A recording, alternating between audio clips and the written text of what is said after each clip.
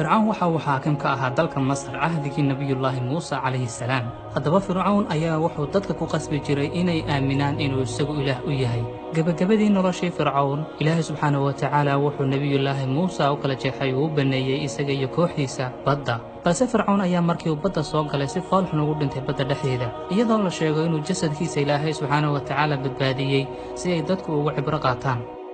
Tancredo Neves, madaxweynihii Brazil wakhtigii uu loolanka ugu jiray ololaha doorashooyinka dalka Brazil, ayaa waxa uu yidhi haddii uu xisbigaygu helo 500 oo kun oo cod xataa ilaahay igama hor istaagayo inaan madaxweyne noqdo. waa uu helay 500 kun oo cod, balse guushiisii kadib dunida kumuu sii raaxaysan. waxaa si kedisa ugu soo booday xanuun, qalliino badan ayuu maray, si kasta waa la yidhi, balse waxba waa laga qaban waayey, halkii buuna ku dhintay.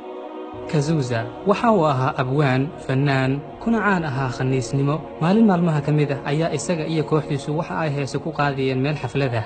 isagoo xafladii jooga ayaa waxa uu la soo baxay sigaarkii markii uu cabbay ayuu xagga sare ee hawada u afuufay, kadibna yidhi ilaahayow intaasi adiga ayaan kuu hibeeyey iska qaado. wiilkii iyadoo da'diisu marayso 32 sano ayaa waxa uu u geeriyooday cudurka aidhiska, wuxuuna u dhintay qaab aad u foolxun. ninkii sameeyey markabkii weynaa ee Titanic, Thomas Andrews, nin wariye ah ayaa weydiiyey awoodda iyo ammaanka markabkaasi. waxa uu qaab lahjad adaga ugu jawaabay, xataa ilaahay ma awoodi karo inuu gadoonsiiyo amba burburiyo markabkaasi. waxaan filayaa inaad aad uga dharagsan tihiin qisada markabkaasi. qisada markabkaasi waa mid caan ah. waxa uu gadoomay galabnimo Arbaco ah 14 bishii Abriil 1912 isagoo u jeeda xagga New York dalka Maraykanka.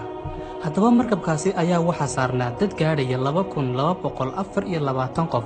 waxa uu markabkaasi ku dhacay buur ku taalay badda gudaheeda. waxa ayna noqotay dhacdadaasi tii ugu cuslayd ee ka dhacda badda gudaheeda wakhtigaasi, iyadoo halkaasi ku naf waayeen dad gaadhaya 1500 oo qof.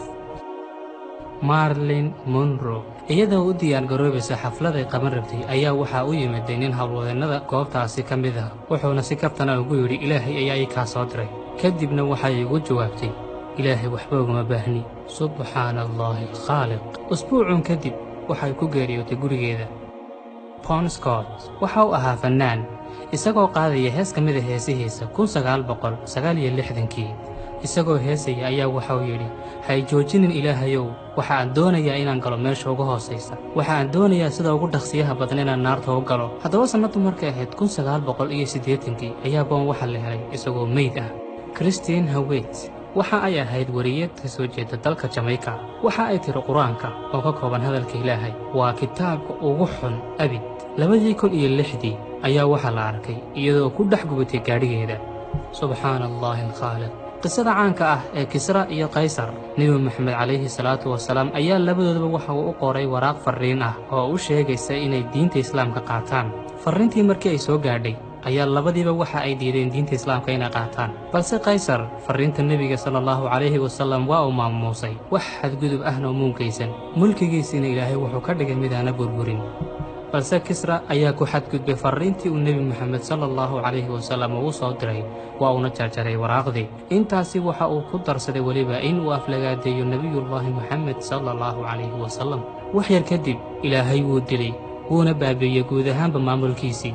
qoomkii reer Thamuud waa qoom uu ilaahay u soo diray nebi saalix ah, isla markaana farriintiisu ay ahayd inay caabudaan ilaahay oo keliya, kana dheeraadaan caabudidda ay caabudayaan sanamyada. waa ay rumeeyeen ay soo dhoweeyeen nebiyullaahi saalix calayhi salaam, balse wax yar kadib waa ay ku gacan saydheen, waxayna gowraceen hashii ilaahay ugu soo diray inay aayad amba waano ay u noqoto.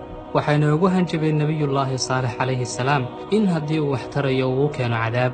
wuxuuna ilaahay subxaanahu wa tacaala nebiyullaahi saalix u sheegay inuu 3 maalmood ku soo dejin doono cadaab, una sheego dadkii isaga rumeeyey inay raacaan si ay uga badbaadaan ciqaabta xagga alle ka soo socota. intii rumaysay waa ay raaceen, intii kale ku gacan saydha ee beenisayna waa ay diideen inay raacaan. 3 maalmood kadib waxaa xagga sare ooga timtay qaylo iyo dhulkii oo la gariiray, taasi oo keentay inay guud ahaanba reer Thamuud baaba'aan. ilaahow waxaan ka magan gallay cadhadaada, ilaahayow waxaannu ka magan gallay inaan ku dhimanno cadhadaada. ilaahayow hana dilin adigoona naga raalli ahayn. gabagabadii iyo gunaanadkii baynu soo gaadhnay. aad baad ugu mahadsantiin daawashadiinna. fadlan ha moogaanina in aad sii sheer garaysaan ood la wadaagtaan asxaabtiinna idinku xidhan balaha bulshada sida Facebook, WhatsApp iyo wixii la mid ah. hana hilmaamina inaad subscribe saartaan channelka dadweynaha si aad ugu taxanaataan barnaamijyada ka baxa channelka. wassalaamu calaykum waraxmatullaahi wabarakaatu.